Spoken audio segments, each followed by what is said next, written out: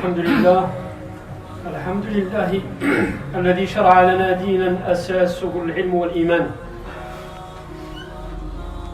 وحفظنا به من ضلال الأهواء وأكاذيب الكهان.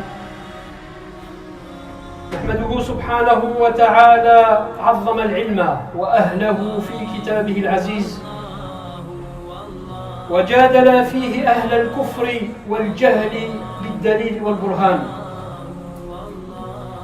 وأشهد أن لا إله إلا الله وحده لا شريك له، لا يعبد إلا بعلم ثابت الأركان. وأشهد أن سيدنا ونبينا محمدًا عبده ورسوله، معلم الناس الخير والإحسان، والداعي على بصيرة إلى توحيد الواحد الديان. فاللهم صل وسلم وبارك وأنعم على هذا النبي الكريم وعلى آله وصحبه أجمعين، وعلى من اتبعهم بإحسان إلى يوم الدين. يا أيها الذين آمنوا اتقوا الله حق تقاته ولا تموتن إلا وأنتم مسلمون. يا أيها الناس اتقوا ربكم الذي خلقكم من نفس واحدة وخلق منها زوجها وبث منهما رجالا كثيرا ونساء، واتقوا الله الذي تساءلون به والأرحام إن الله كان عليكم رقيبا. يا أيها الذين آمنوا اتقوا الله وقولوا قولا سديدا يصلح لكم أعمالكم ويغفر لكم ذنوبكم، ومن يطع الله ورسوله فقد فاز فوزا عظيما. أما بعد، يقول الله سبحانه وتعالى في محكم تنزيله وهو أصدق القائلين بعد أعوذ بالله من الشيطان الرجيم: يا أيها الذين آمنوا إذا قيل لكم تفسحوا في المجالس فافسحوا يفسح الله لكم، وإذا قيل انشزوا فانشزوا يرفع الله الذين آمنوا منكم والذين أوتوا العلم درجات، والله بما تعملون خبيرا.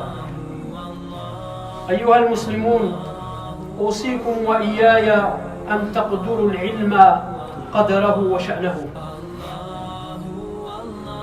وتصوروا معي لحظة تلك المجالس التي يتحدث عنها رب العالمين ويذكرها في كتابه المبين.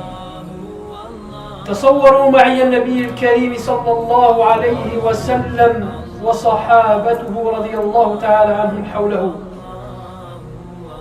يتنافسون في الأخذ من حظهم من هديه الشريف،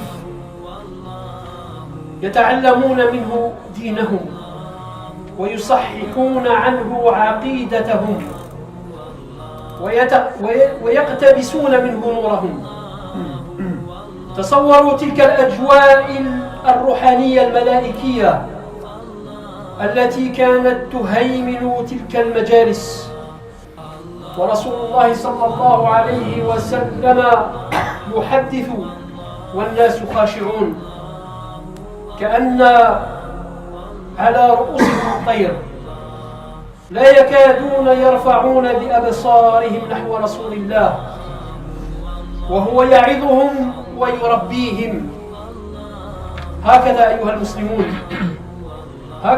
المسلمون حفظ الدين، وهكذا حفظت أصوله، وأولها كتاب الله وسنة رسول الله صلى الله عليه وسلم.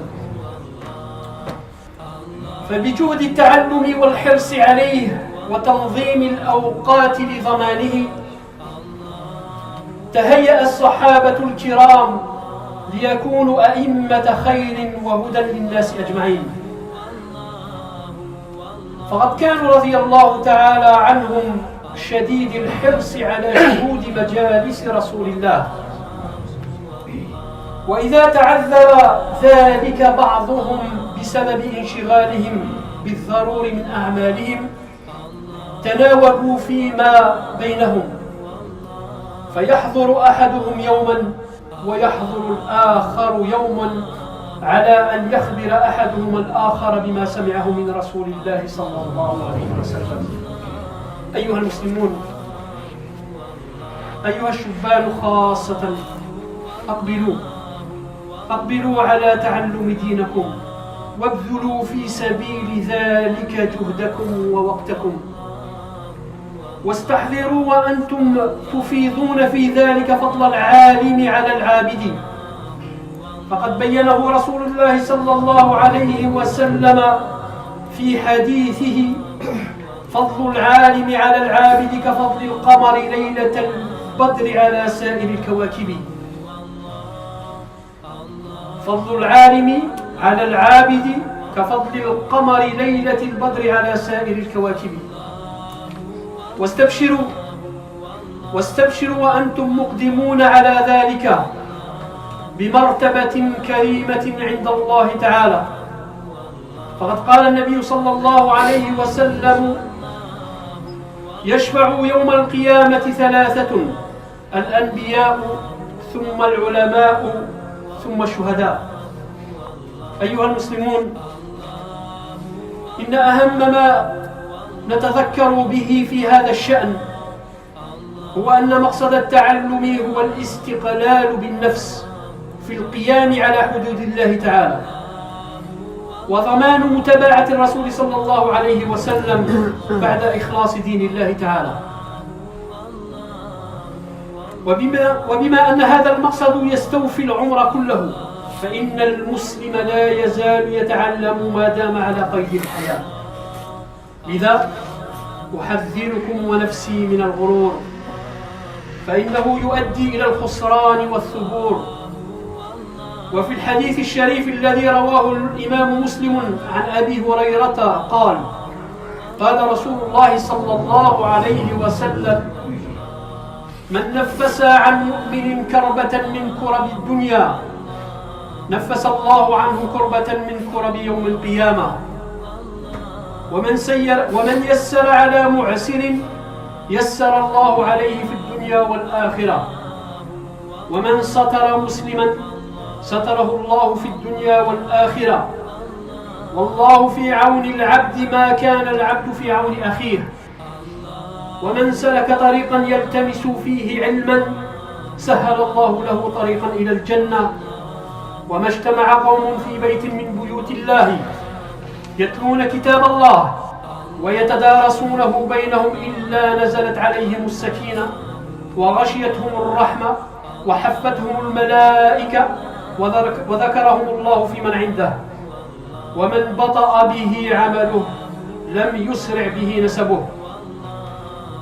وعن أبي الدرداء رضي الله تعالى عنه قال: سمعت رسول الله صلى الله عليه وسلم يقول: من سلك طريقا يبتغي فيها علما سلك الله له طريقا إلى الجنة.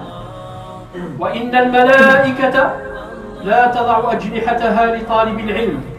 وإن العالم ليستغفر له من في السماوات ومن في الأرض حتى الحيتان في الماء. وفضل العالم على العابد كفضل القمر على سائر الكواكب. إن العلماء ورثة الأنبياء. إن الأنبياء لم يورثوا دينارا ولا درهما، إنما ورثوا العلم، فمن أخذ به أخذ بحظ وافر. أقول قولي هذا وأستغفر الله لي ولكم.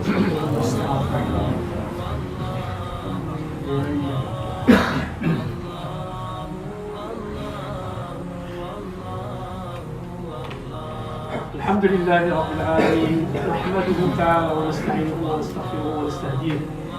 صلى الله على سيدنا محمد وعلى آله وأصحابه أجمعين، وعلى جميع العلماء العاملين المبلغين رسالة الله في العالمين بالحكمة والموعظة الحسنة والنصيحة الصادقة. علماء فقهاء كانوا أن يكونوا أنبياء. Allah subhanahu wa ta'ala dit dans son livre: ô vous qui avez cru, quand on vous dit faites place aux autres dans les assemblées, alors faites place.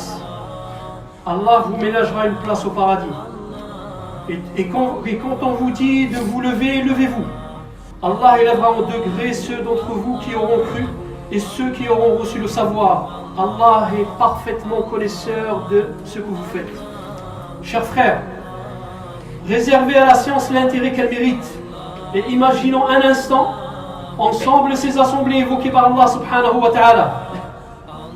Imaginons le prophète sallallahu alayhi wa sallam et les compagnons autour de lui rivalisant dans leur quête de sa guidée et apprenant de lui leur religion, renforçant ainsi par son enseignement leur croyance et s'illuminant de sa lumière. Imaginons cette ambiance spirituelle et angélique dominant ces assemblées où le prophète sallallahu alayhi wa sallam expliquait et les gens autour de lui recueillis comme si des oiseaux étaient posés sur leur tête. Et nous pouvons lever leurs yeux sur lui tellement il le respectait. Lui, qui les sermonnait et les éduquait. C'est ainsi, chers frères, que la religion fut sauvegardée. Et c'est ainsi que ces fondements furent guidés, qui gardés intacts. Et à leur tête le livre d'Allah et la sunna de son prophète sallallahu alayhi wa sallam. C'est avec leur effort d'apprendre et leur attachement au savoir par l'organisation de leur temps que les compagnons du prophète sallallahu alayhi wa sallam se sont aguerris pour devenir les maîtres de tous les hommes en matière de bien et de guider. Ils étaient en effet avides d'assister aux assemblées du prophète sallallahu alayhi wa sallam. Et même s'ils avaient un quelconque empêchement à cause de leurs occupations pour leurs besoins de première nécessité, ils se relayaient entre eux. L'un assiste un jour et l'autre assiste un autre jour. Et celui qui assiste se charge de transmettre à celui qui s'est absenté. Chers frères, je m'adresse surtout aux plus jeunes. Engagez-vous fermement à apprendre votre religion et fournissez le maximum de votre effort et de votre temps dans cette vie, dans cette voie, dans votre quête de savoir. Ayez constamment présent à l'esprit le mérite que possède le savant sur le dévot. Le prophète sallallahu alayhi wa sallam l'a si bien décrit dans le hadith qui suit. Le mérite que possède le savant sur le dévot est celui que possède la pleine lune sur le reste des étoiles. Et dans votre engagement dans cette voie, recevez aussi la bonne annonce du prophète sallallahu alayhi wa sallam qui vous promet un rang d'honneur auprès d'Allah subhanahu wa ta'ala. En effet, le prophète sallallahu alayhi wa sallam dit: le jour de la résurrection, 3 catégories de personnes auront la permission d'intercéder: les prophètes, les savants et les martyrs. Le plus important rappel que nous pouvons faire à ce sujet est que le but de l'apprentissage de la religion, c'est d'atteindre l'autonomie de soi-même, dans le respect de la loi d'Allah, ainsi que de garantir la pratique aux enseignements du prophète sallallahu alayhi wa sallam. Bien sûr, après l'intention de le rechercher par cette pratique que l'agrément d'Allah. Et comme ce but couvre la vie entière, le musulman ne cesse d'apprendre tant qu'il est en vie. C'est pour cela que je vous recommande ainsi que pour moi-même de prendre garde à la vanité, car c'est ce qui mène à la perdition et l'anéantissement. D'après Abu Huraira, le prophète sallallahu alayhi wa sallam dit: celui qui soulage un croyant d'une difficulté de ce monde, Allah subhanahu wa ta'ala le soulagera d'une difficulté le jour de la résurrection. Et celui qui facilite le remboursement d'un surendetté, Allah subhanahu wa ta'ala lui facilitera toute affaire dans ce monde et dans l'au-delà. Et celui qui couvre les fautes d'un musulman, Allah subhanahu wa ta'ala couvrira ses fautes dans ce monde et dans l'au-delà. Et Allah aide son sujet tant que ce dernier aide son frère. Et celui qui se ferait un chemin pour chercher une science, Allah subhanahu wa ta'ala lui facilitera par ce chemin un accès au paradis. Et toutes les fois qu'un groupe se réunit dans une des maisons d'Allah afin de réciter le livre d'Allah et de l'étudier entre eux, la paix et la sakina descend sur eux, la miséricorde les couvre, les anges les entourent, Allah les citera parmi ceux qui sont auprès de lui.